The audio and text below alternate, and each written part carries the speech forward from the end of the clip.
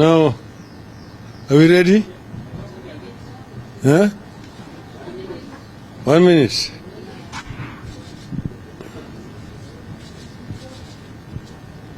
Thirty seconds.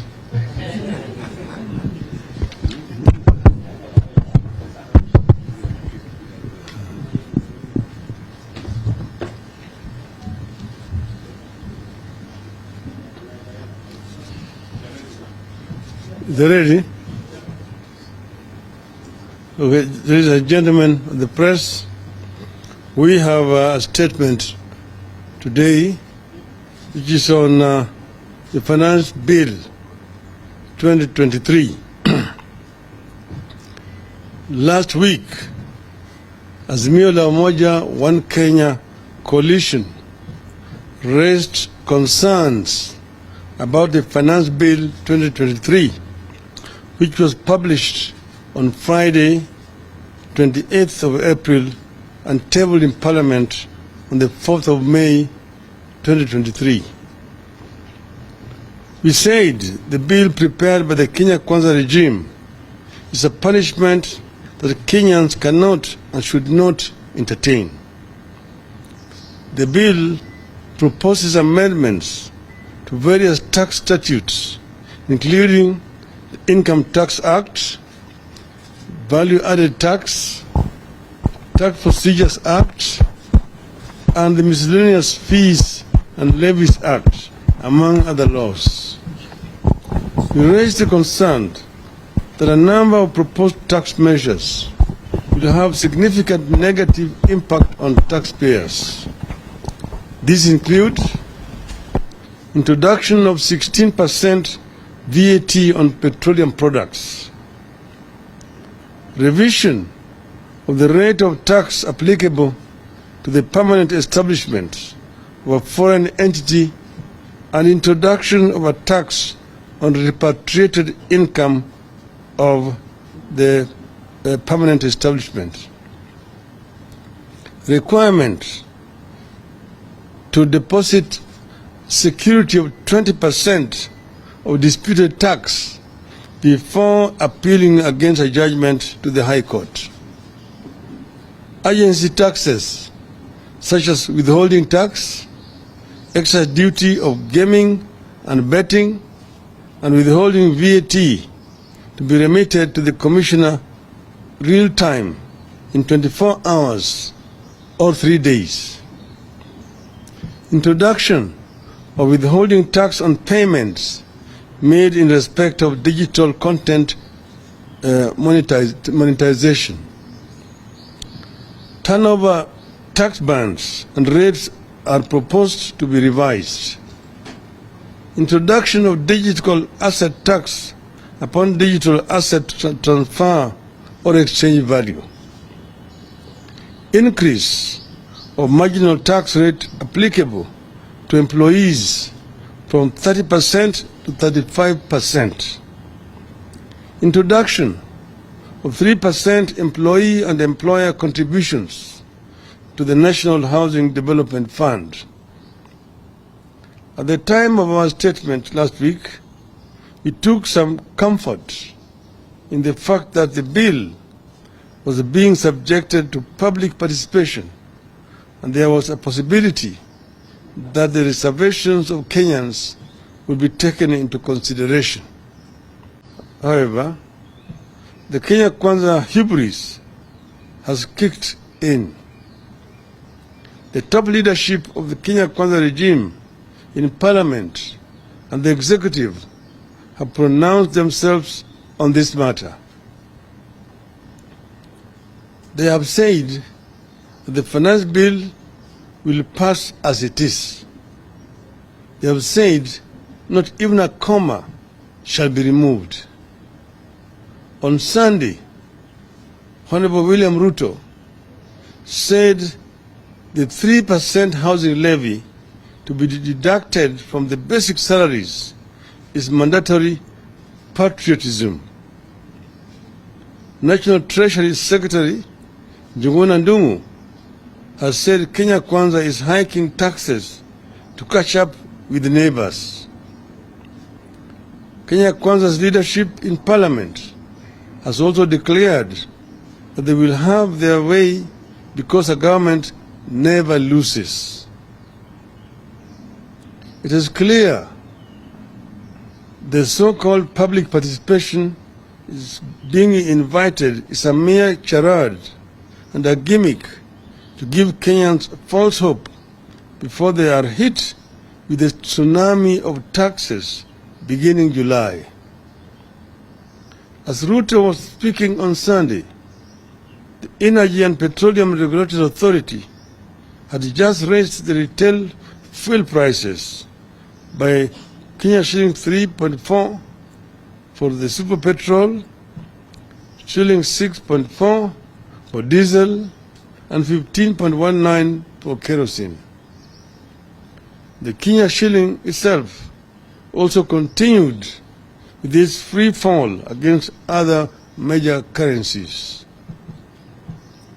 The rise in the price of fuel and the continuing fall of the shilling means the cost of everything goes up again. Kenyans will recall that early on we had warned that despite all state propaganda trying to ease the supply shortage of maize and lower its costs through duty-free imports would not work and that prices would not come down. To ensure the subsidy is passed on to consumers, the government would have to agree with the traders on a formula on various margins and costs. Such negotiations have failed as was expected. Further, if importation is to lower the market price of maize, the volume of imported maize would have to be massive. Reports indicate that not many importers took the offer. The net effect is that the price of unga has not come down. Instead, they are set to rise again. Because Kenya Kwanza essentially sees Kenyans as its beast of burden, even this darkening scenario has not been able to persuade the regime to seek middle ground on the finance bill. We restate that for Azimio, this bill remains a big no and no. There is unanimity over its rejection. It is our position that this bill does not qualify as a just tax system. Yes, the country is ripe for tax reform, but this is not one of them. This proposal does not lead to distribution of income. It does not combat poverty. Instead, it seeks to manufacture and distribute poverty. This proposal does not spur economic growth nor generate wealth so that every family in this country can have opportunities. As the bill attracts the poor, it dismantles the middle class too. The Finance Bill 2023 unfairly punishes a diminishing middle class that is already suffering severe blows and can least afford to pay more taxes. The most tangible result of this bill will be the incorporation of more Kenyans into the ranks of the poor. Consequently, we state as follows. 1. We continue to demand a major surgery of the finance bill in the interest of the suffering people of Kenya. 2. Instead of merely levying more taxes on Kenyans, Kenya Kwanza must address the economy's many structural shortcomings. For instance, there's a reason why the Kenya Revenue Authority is unable to meet its revenue targets, Kenya Kwanza must figure out and address the problem. 3. The cash flow problem in the country is due in part to the weakening of the Kenyan currency. The weakness is not just vis-a-vis the US dollar. Our currency fell significantly against the Tanzania shilling by nearly 10% since last September. This suggests that domestic factors are causing part of the decline of the Kenyan shilling. Kenya Kwanza must get to the bottom of this problem and stabilize the shilling. 4. Kenya Kwanza must strengthen and not undermine critical institutions such as those tasked with fighting corruption, collecting revenue, and investigating and prosecuting crimes as it is presently doing. 5.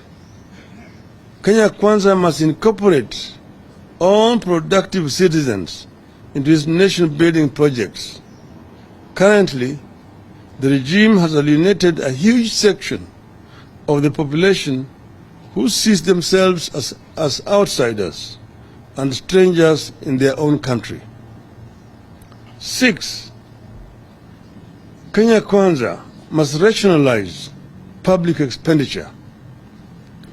It must live within its means instead of spending money it does not have on programs and projects in the country does not need. 7. Kenya Kwanza must address the public concern that even as taxes rise on everything and for everyone, there is no clear plan to spend new tax revenues on welfare programs for the poor. Instead, those taxes will only stoke inflation and hurt the purchasing power of the poor families. 8. We appeal to all Kenyans to participate actively in the process of validation and express themselves loudly and clearly that they cannot take any more burden. We equally encourage our people to lobby our elected leaders to stand with the people on this matter. Punda imechoka. 9. Finally, we make it clear that if this bill is railroaded through Parliament, Kenya Kwanza must prepare that we will have no option but to mobilize citizens around the country to fight for themselves. We will have no option but to mobilize all the social sectors to stop this blow and burden. Punda imechoka. Thank you.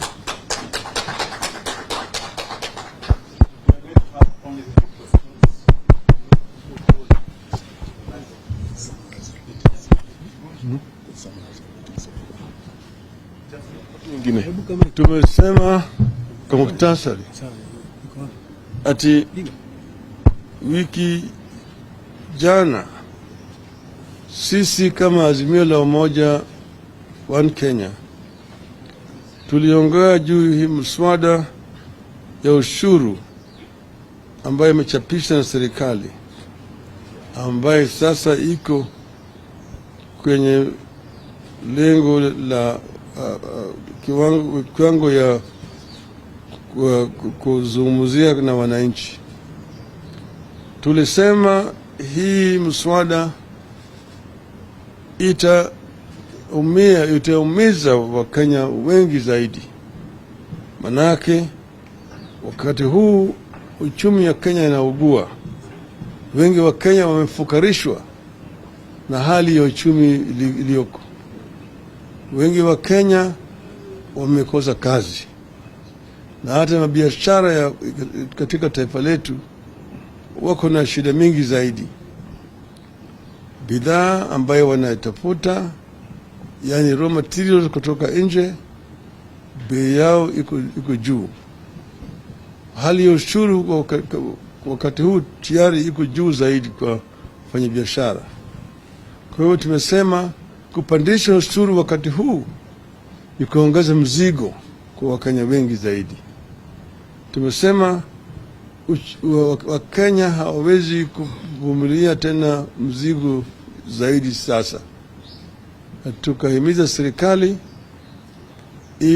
tuchukue hatua tofauti.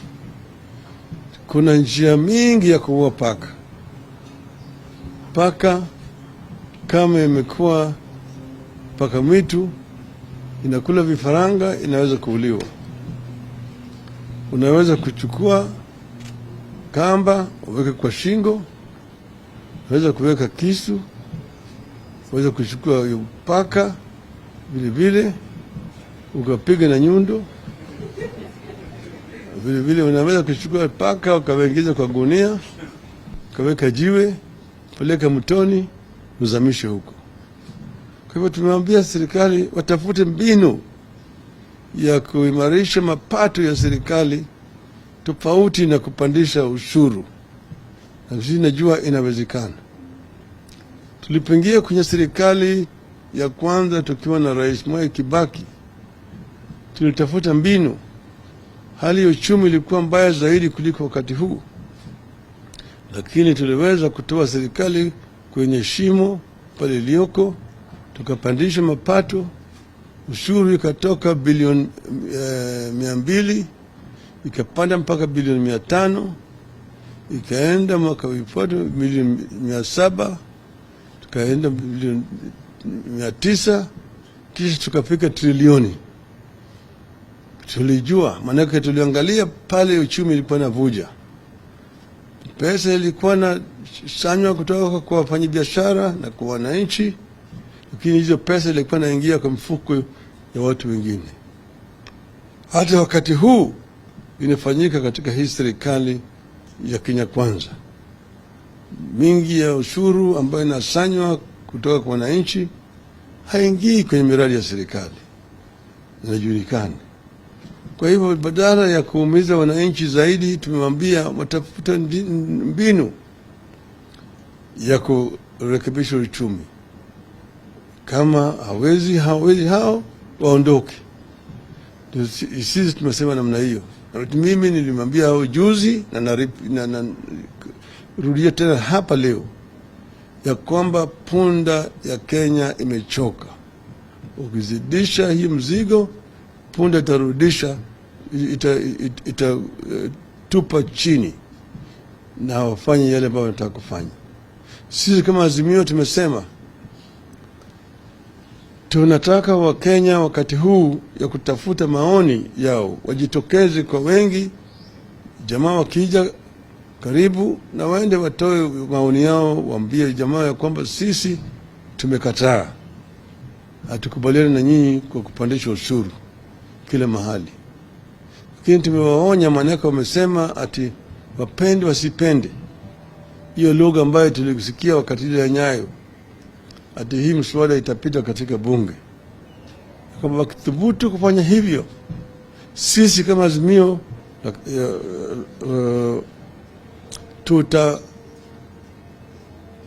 pamoja na Wakenya na tutaleta Wakenya pamoja. Tutaambia Wakenya kwamba wachukue mamlaka mikononi mwao kulingana na fungu la kwanza ya katiba yetu ambayo imesema ati mamlaka katika Jamhuri ya Kenya iko mkononi ya wananchi wa Kenya. Wananchi wa Kenya wanaweza kutumia hiyo mamlaka moja kwa moja, au wanaweza